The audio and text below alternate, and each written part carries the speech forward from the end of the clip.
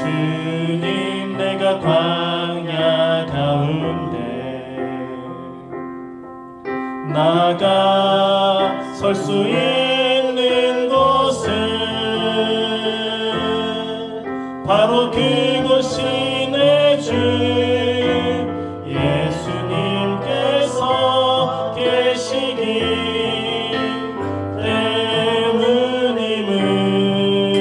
때문임을. 때론 나의 목이 마르고 눈물 흘러내릴 때도 주의 약속 인하여 두 손을 들고 주의 영광 선포하리. 나의 호흡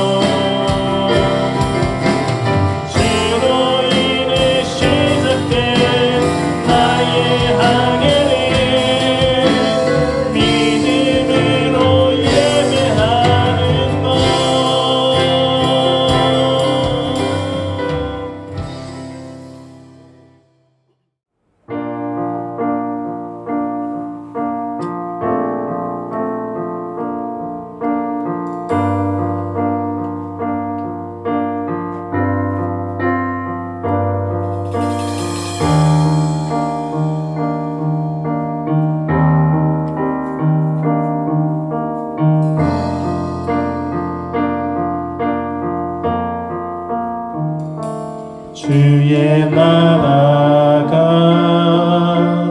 임할 때 하나님 임재하실 때 예배가 회복되며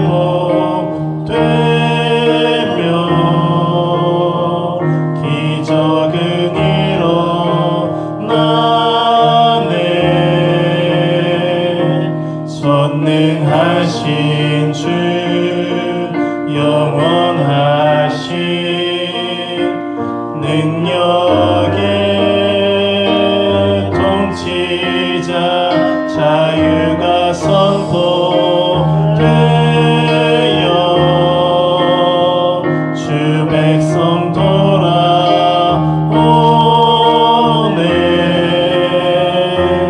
하나님 나라 임하소서. 영광과 존귀 능력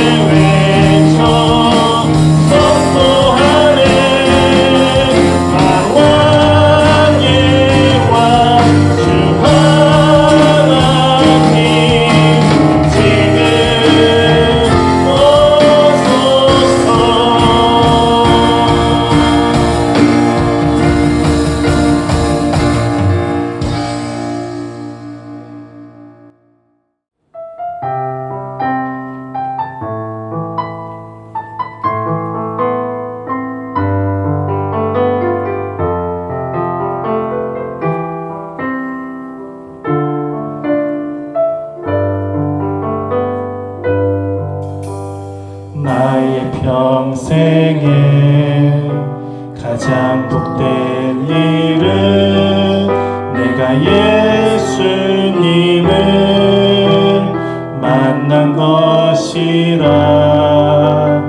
나의 평생에 가장 잘한 일은 내가 예수님을 주로 섬긴 것이라. 이 세상 살 동안 내가 걷는 길이 때론 험하여서 넘어질 때도 주의 강한 손이 나를 붙드시니 나는 예수님만 주로 섬기며 살리.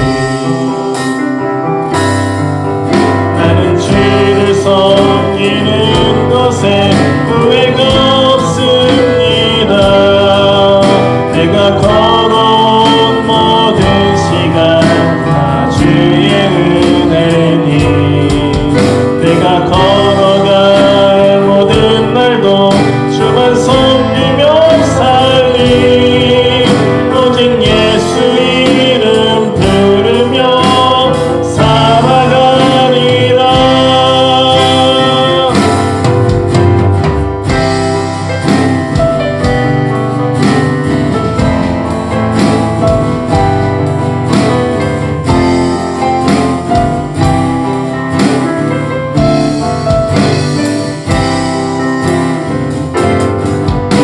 이 세상 살 동안 내가 걷는 길이 때론 험하여서 넘어질 때도 주의 강한 손이 나를 붙드시니 나는 예수님만 주로 섬기며 살리.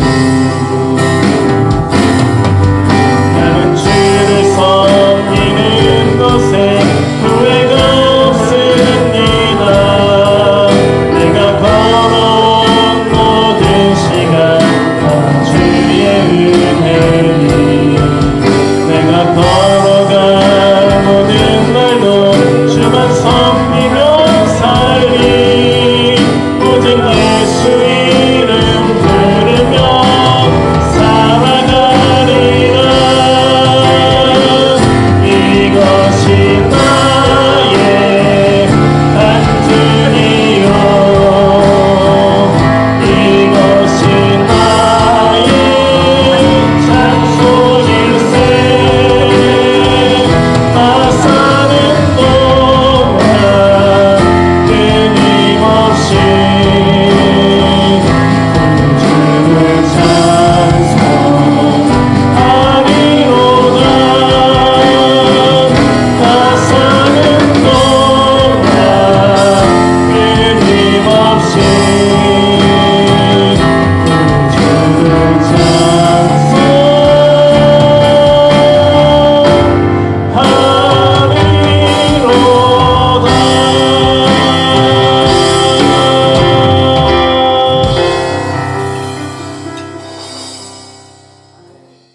말씀 보도록 하겠습니다. 오늘 말씀은 출애굽기 17장 6절에 있는 말씀입니다. 우리 한 목소리로 함께 읽도록 하겠습니다. 내가 호렙산에 있는 그 반석 위 거기서 내 앞에 서리니 너는 그 반석을 치라. 그것에서 물이 나오리니 백성이 마시리라. 모세가 이스라엘 장로들의 목전에서 그대로 행하니라.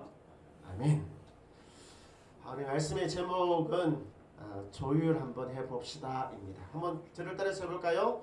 조율 한번 해봅시다. 네. 우리는 지금 러비딤에서 일어났던 사건을 계속 보고 있는데 오늘 이 장소에서 일어난 마지막 말씀입니다. 두 번의 사건이 있었잖아요. 하나는 물이 없는 것 때문에 난리가 났잖아요. 그리고 또 한 번은 아말렉이라고 하는 사람들이 사람과 사람 사이에서의 이 엄청난 이 전쟁과 같은 이런 싸움이 일어났던 것이죠. 그러니까 살다 보면 이런저런 어려움을 만나는 것 이거 이상한 일이 아닙니다. 오히려 고난이 없고 어려움이 없는 것이 이상한 일이지 어려움이 있는 것은 당연한 일입니다. 그런데 제가 이 17장을 보면서 정말로 이상하게 생각했던 것이 하나가 있어요. 그것은 뭐냐면 첫 번째 사건과 두 번째 사건에서 사람들의 반응이었습니다. 제가 처음부터 이것이 너무 이상해서 지금까지 첫 번째 사건, 두 번째 사건 그리고 오늘 이 말씀을 전하는 거거든요. 그래서 오늘 말씀을 잘 들으셔야 됩니다. 첫 번째 사건에서는 사람들이 있잖아요. 남 탓을 많이 했어요. 네 때문에 그렇게 된 거라고. 당신 때문에 그렇게 된 거라고. 당신이 내가 이렇게 어렵게 사는 이유는 다 당신 때문이라고 이야기를 하는 거예요. 심지어는 하나님 때문에 그렇게 된 거라고 자꾸 남 탓을 하는 거예요. 17장 3절에 있는 말씀 보세요. 이 사람들이 원망을 하잖아요. 내가 이렇게 어려움 당하는 거, 고통 당하는 거 다 당신 때문이라고 이야기를 하는 거예요. 여기 보면 뭐라고 되냐면 옛날에 애굽에 있을 때는 잘 살았다는 거예요. 근데 당신들이 우리를 이곳에 데려와가지고 우리가 이렇게 생고생한다고 이야기를 하는 거죠. 잘 살고 있는 사람을 여기까지 데려왔다는 거죠. 하나님 없이 잘 모르고 살 때는 괜찮았는데 괜히 당신들이 우리에게 복음을 전해가지고 예수님 믿게 하고 교회 데려와가지고 여기까지 데려와놓고 이게 뭐냐고 이렇게 이야기하는 것과 똑같아요. 생고생 시켰다는 겁니다. 자녀들이 있잖아요. 부모들에게 했으면 안 되는 말들 중에 이런 것들이 있어요. 부모가 딱 들으면 정말 가슴 아픈 이야기, 비수를 꼽는 그런 말들이 있단 말이에요. 그게 뭐냐면 엄마 아빠 왜 날 낳았어? 이렇게 고생시킬 거면서 왜 낳은 거야? 뭐 이렇게 하는 거 이야기 있잖아요. 남들처럼 해주지도 못할 거면서. 자녀들 같으면 남들처럼 나도 뭐 해주고 뭐 그렇게 못 해줄 것 같으면 왜 나를 낳았냐는 거예요. 근데 이런 말을 들으면 있잖아요. 정말 가슴이 너무너무 아파요. 부모 입장에서는. 그리고 그렇게 말하는 자녀들을 딱 보면 있잖아요. 참 못났어요. 철이 안 들어도 왜 이렇게 철이 안 드는지 모르겠어요. 너무 철이 안 든 거예요. 이스라엘도 아직 철이 안 들었어요. 그러다 보니까 어려운 일을 만날 때마다 어떻게 해요? 왜 우리에게? 왜 당신이? 뭐 이런 식으로 이야기를 한 것이죠. 여러분 기억해야 되는 말이 있어요. 고마움은 돌에 새기고 미움이라고 하는 것은 모래에 새겨라라고 하는 말이 있어요. 한번 따라서 해볼까요? 고마움은 돌에 새기고 미움은 모래에 새겨라. 여러분 이 말의 뜻이 뭐냐면 고마움이라고 하는 것은 있잖아요. 돌에 새긴다는 것은 지워지지 않는 거예요. 잊어서는 안 된다는 것입니다. 사람은 가끔씩 고마운 일을 쉽게 잊어버려요. 미움은 모래에 새겨라라고 하는 말은 뭐냐면 미움이라고 하는 것은 있잖아요. 빨리빨리 잊어버리라고 하는 것이에요. 그래서 고마움은 정말로 잊지 말고 기억해야 되고 미움, 서운함, 모자람 이런 것들은 있잖아요. 빨리빨리 잊어버려야 된다는 것이에요. 근데 이 사람들은 어떻게 해요? 완전 청개구리예요. 청개구리. 반대로 하는 거예요. 미움이라고 하는 것을 돌에다가 딱 새겨놔요. 그래서 나에게 서운하게 한 거, 섭섭하게 한 거 절대로 잊어버리지 않아요. 죽을 때까지. 뭔가 하나 딱 터지면 딱 끄집어내가지고 막 손가락질 하는 거예요. 근데 고마움 있잖아요. 이 사람들 어떤 사람들이었어요? 다른 사람 밑에서 자유도 없이 종살이 했던 사람들이에요. 구원을 받지 못했던, 구원이 없는 이런 사람들이었단 말이에요. 근데 하나님이 어떻게 하셨어요? 해방시켰잖아요. 그들을 자유를 주셨다는 말씀이에요. 얼마나 감사하고 고마워요. 근데 그것을 갖다 쉽게 잊어버리는 거예요. 완전 청개구리 기질을 가졌단 말이에요. 근데 이랬던 사람들이 바뀌어요. 두 번째 사건을 통해서 아말렉과의 전쟁이잖아요. 죽고 죽이는, 바로 눈앞에서 죽고 죽이는 일이 일어난단 말이에요. 근데 이런 일이 일어났을 때 그들이 뭐라고 이야기했어요? 여호와 니시라고 이야기했단 말이에요. 여호와 니시. 여호와 니시가 무슨 뜻이에요? 하나님은 나의 깃발이라고 하는 뜻이잖아요. 근데 지난주에 제가 이 말의 숨은 뜻이 뭐라고 이야기했습니까? 나는 하나님께 속했고 나는 하나님의 것입니다 라고 하는 뜻이 있다고 했잖아요. 나는 하나님께 속한 사람입니다. 나는 하나님의 것입니다.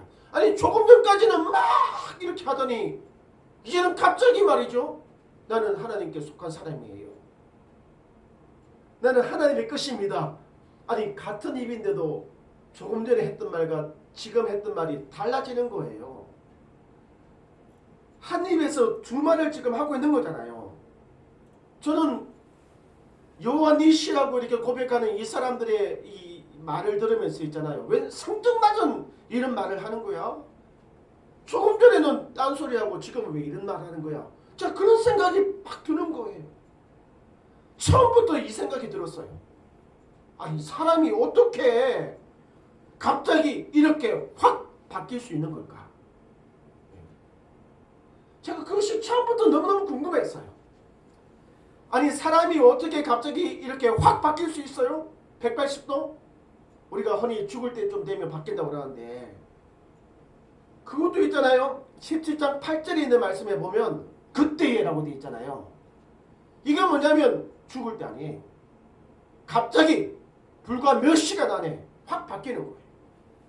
아니 도대체 왜 이런 일이 가능했을까?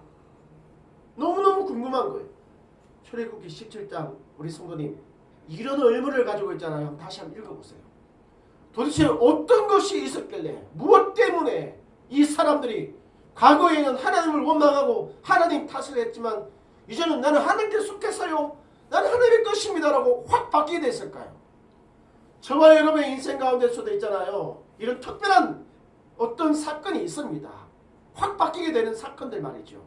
변화가 된 어떤 사건들이 분명히 있을 거예요. 저는 여러분이 그 사건을 기억하기를 원하고 또 그 사건들이 여러분에게 반드시 임하게 되기를 원합니다. 이스라엘 백성에게는 출애굽기 17장 6절이 바로 그런 사건이었습니다. 완전 바뀌게 되는 사건이 이거예요. 여러분 이 본문을 차근차근 읽어보세요. 도대체 이 본문에서 무엇이 그들을 변화시켰는지 한번 찾아보세요. 여러분 만약 여러분이 찾을 수만 있다면 우리의 삶도 달라질 거예요. 내가라고 하는 것은 하나님, 여호와 하나님이십니다. 여호와 하나님께서 호렙산에 있는 그 반석 위 거기서 너 앞이라고 해서 모세 앞에 서리니 모세는 그 반석을 치라 라고 되어져 있습니다. 그러니까 뭐냐면 하나님께서 있잖아요. 모세 앞에 서겠다는 것입니다. 모세 앞에. 이 첫 번째가 바로 네 앞에 서다라고 하는 이 단어. 이 단어가 있잖아요. 바로 이스라엘 백성들로 하여금 그들의 마음이 움직이고 그들의 생각이 움직이고 그들의 행동이 움직이게끔 만든 거예요. 여러분 네 앞에 서다라고 하는 이 표현이 단순한 표현이 아닙니다. 여러분 이 그림 한번 봐보세요. 이게 뭐예요? 법원입니다. 법원. 법원에서 앞에 판사가 딱 앉아있어요. 메인 판사와 보조 판사가 좌우 옆에 앉아있잖아요. 그리고 변호인도 있고 검사도 있고 저 제일 앞에 딱 서 있는 사람 판사가 판결을 내릴 때는 있잖아요. 서 있어야 됩니다. 범죄의 혐의가 있는 사람은.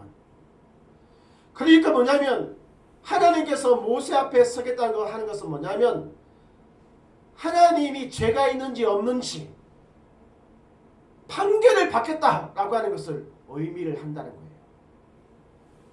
아니 도대체 하나님이 무슨 죄가 있습니까? 잘못은 그 사람들이 해놓고 맞아야 될 사람은 그 사람들이단 말이에요. 그런데 하나님이 스스로 그 죄를 내가 담당하겠다고 그 재판 판결 그 앞에 서 있는 거예요. 이렇게 하나님께서 인간 앞에 있잖아요. 죄를 묻는 인간 앞에 서 있는 거예요. 이것이 바로 출애굽기 17장 6절에 있는 말씀의 의미인 것이죠. 여러분, 하나님이 모세 앞에 서 있다. 죄 지은 백성들 앞에, 그리고 모세 앞에. 그러니까 하나님 뒤에 죄 지은 백성들이 있겠죠. 저는 이 본문의 말씀을 보면 있잖아요. 제가 어릴 적에 그 리어카와 오토바이 사건에 대해서 여러분에게 한번 이야기한 적이 있었을 거예요. 저는 그 사건이 제 인생에 있어서 큰 변화를 일으켰던 사건 중에 하나였거든요. 친구들이랑 동네 그 마당에서 막 놀았어요. 리어카 이렇게 뒤에 뭐 물건 싣고 앞에서 끄는 리어카 있잖아요. 친구들이 리어카에 타고 제가 앞에 그 운전대 잡고 막 이렇게 하면서 있잖아요. 공터에서 막 놀고 있었단 말이에요. 근데 너무너무 재밌게 놀다 보니까 그 옆에 오토바이가 있는 줄 몰랐어요. 재밌게 막 하다가 오토바이가 탁 넘어지면서 오토바이에 있는 앞 유리가 딱 깨어져 버린 거예요.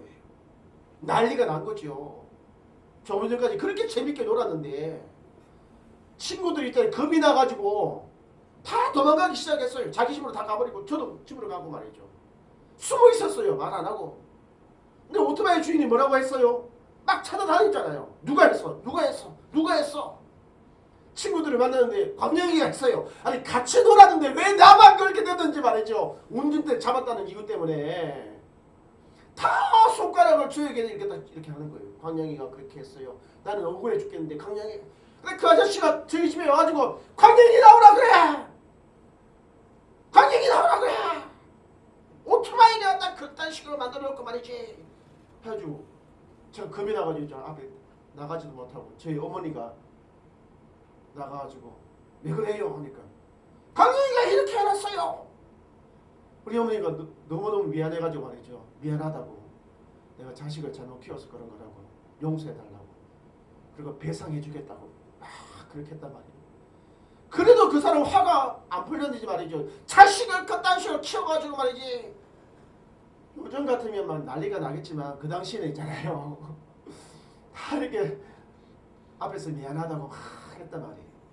제가 그 모습을 어릴 때 우리 어머니 저를 대신해서 그분 앞에 서신 우리 어머니의 모습을 보면서 있잖아요. 제가 다짐한 것이 있어요. 두 번 다시는 나의 잘못 때문에 내 부모를 그렇게 수치스럽고 부끄러운 장소에 세우지 않겠다 라고 하는 것이 저희 다짐이었어요. 두 번 다시는. 그래서 저는 그것을 실천해 나갔거든요. 두 번 다시는 부끄러운 장소에 내 부모를 세우지 않겠다. 영광스러운 자리는 세워도 말이죠.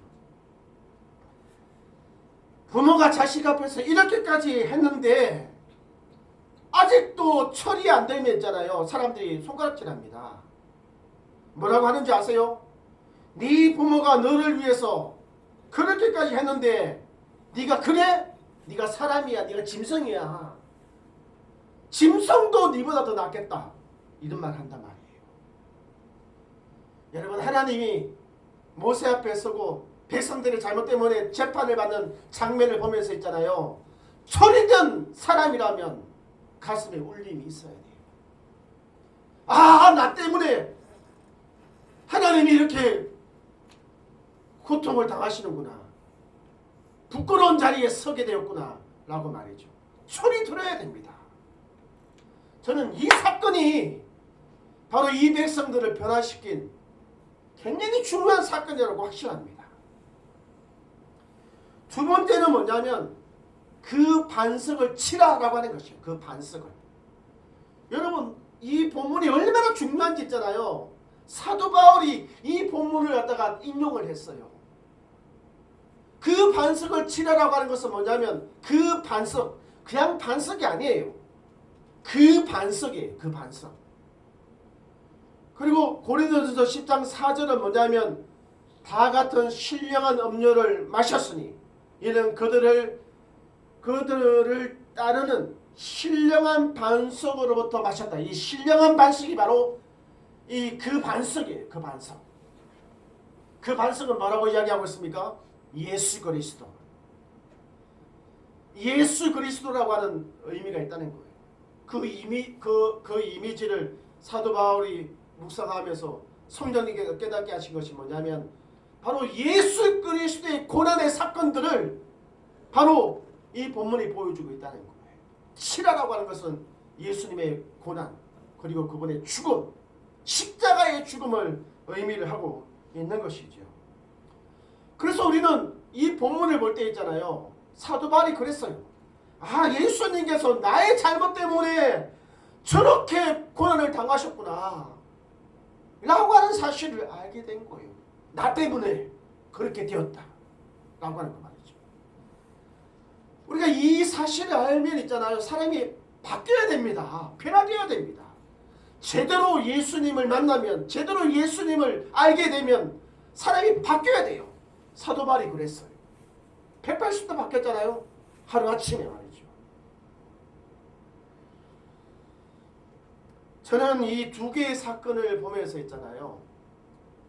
하나님께서 철이 없는 백성들을 철이 들게끔 이렇게 조율을 하고 계시다라고 저는 그렇게 생각이 들었어요. 여러분, 조율이라고 하는 것이 뭐예요? 조율? 기타라든지 피아노 소리가 제대로 날 수 있게끔, 그죠? 소리를 맞추는 것을 조율이라고 이야기를 하잖아요. 하나님께서도 마찬가지예요. 그리스도인다운 모습으로, 하나님 백성다운 모습으로 맞추고 나가는 거예요. 무엇을 통해서요? 바로 십자가의 고난과 그분의 죽음을 통하여서 우리가 그것을 알면 알수록 조정이 되어 가는 거예요. 변화되어져 가는 것을 의미를 하는 거거든요. 지금까지 이스라엘은 악기였다면 조율이 안 된 그런 상태였습니다.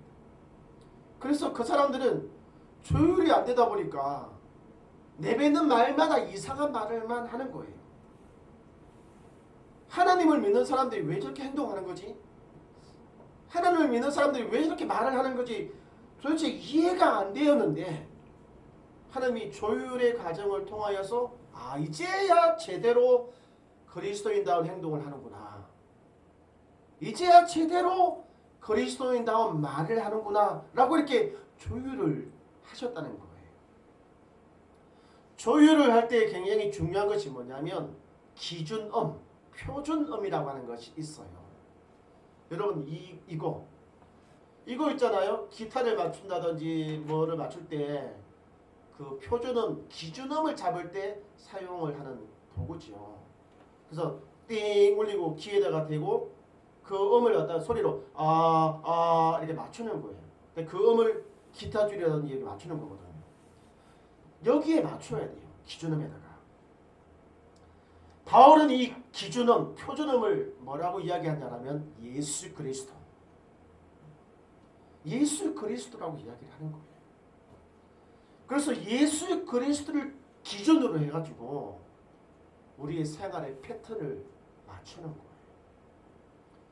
예수 그리스도를 중심으로 해서 나의 삶의 모든 것들을 맞춰 나가는 거예요. 생각, 사고, 사상, 말, 행동, 삶, 어떤 선택까지도 말이죠.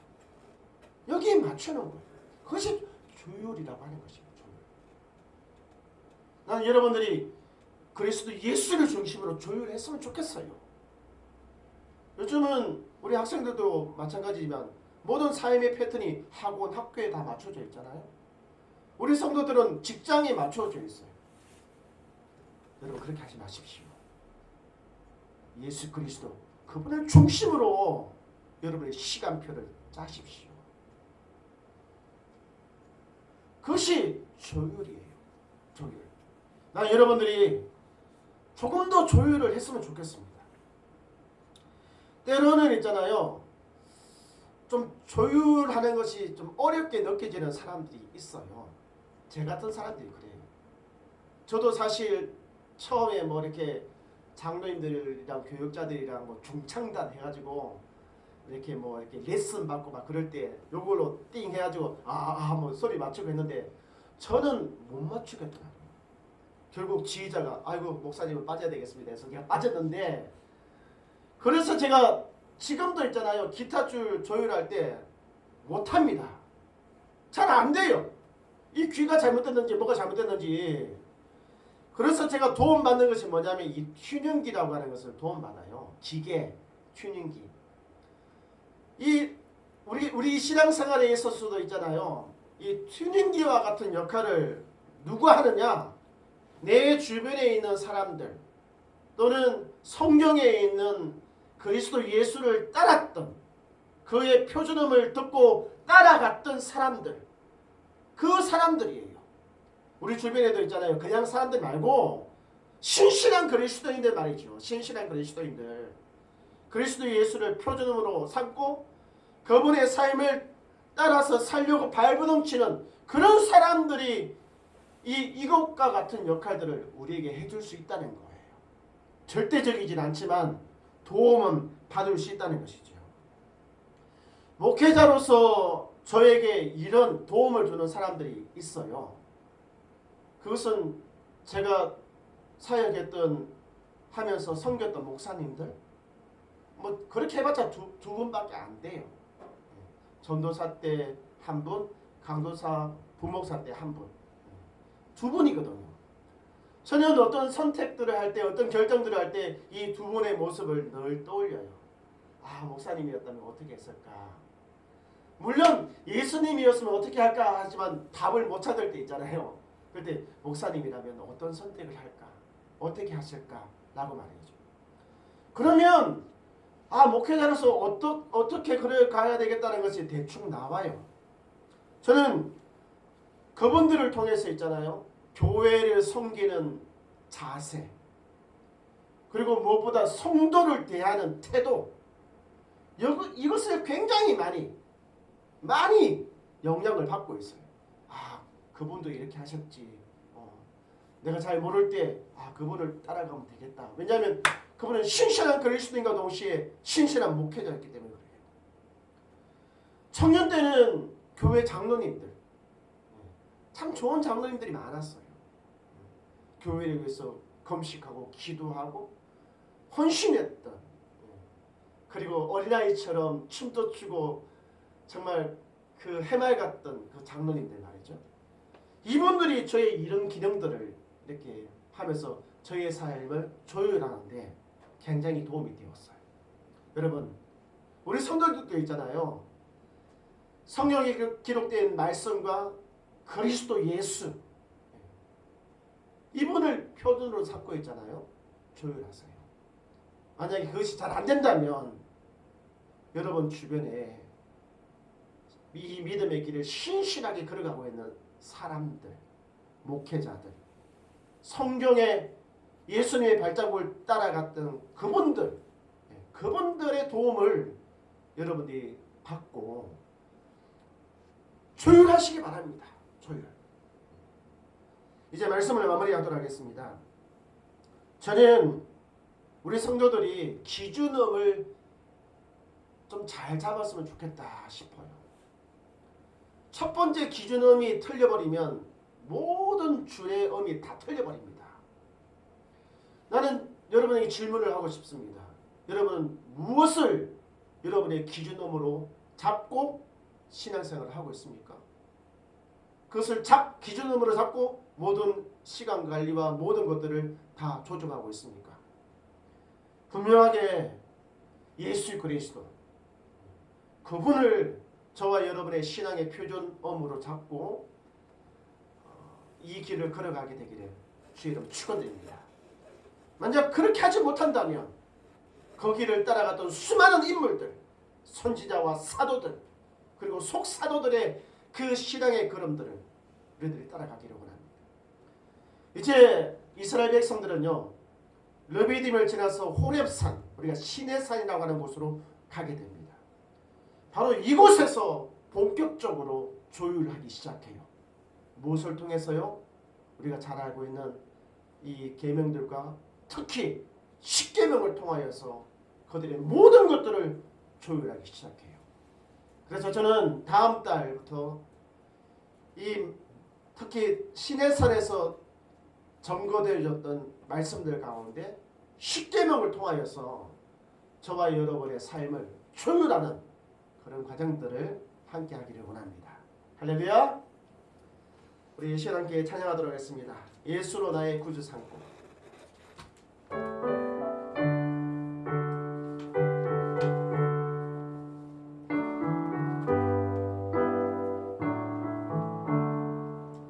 예수 나의 구주 삼고 성령과 배로서 거듭나니 이 세상에서 내 영혼이 하늘의 영광 누리도다. 이것이 나의 간증이요 이것이 나의 찬송일세. 나 사는 동안 끊임없이 구주를 찬송하리로다. 온전히 주께 맡긴 내여 사랑의 음성을 듣는 중에 천사를 왕래하는 것과 하늘의 영광 보이로다. 이것이 나의 간증이요 이것이 나의 찬송일세. 나 사는 동안 끊임없이 구주를 찬송하리로다. 주 안의 기쁨 누리므로 마음의 평강이 잔잔하니 세상과 나를 간 것 없고 구속한 주만 보이도다. 이것이 나의 간증이요 이것이 나의 찬송일세. 나 사는 동안 끊임없이 구주를 찬송하리로다. 기도하겠습니다. 살아계신 하나님, 오늘 말씀을 통하여서 우리 성도들이 그 표준어미신 예수 그리스도를 중심으로 기준으로 우리의 삶과 우리의 신앙을 다시 한번 조율하기를 원합니다. 우리는 참 조율되지 않은 악기와 같아서 내 생각대로 내가 원하는 대로 표준음을 정하고 내가 원하는 대로 그렇게 조율을 하며 살고 있는지 다시 한번 돌아볼 수 있도록 우리 성도들의 마음의 문을 열게 하여 주시옵소서. 다시금 주만 바라보고 다시금 십자가를 바라보는 교회와 성도가 되어서 조율되어진 교회, 조율되어진 성도로 여호와 니시를 외칠 수 있는 우리 교회와 성도가 될 수 있도록 하나님 긍휼을 베풀어 주시옵소서. 이제는 우리 주 예수 그리스도의 거룩하신 은혜와 하나님 아버지의 놀라우신 사랑과 성령 하나님의 감화감동 교통하심이 그리스도 예수를 기준으로 조율되기를 원하는 성도와 교회들 위에 이제로부터 영원토록 함께 있을지어다. 아멘.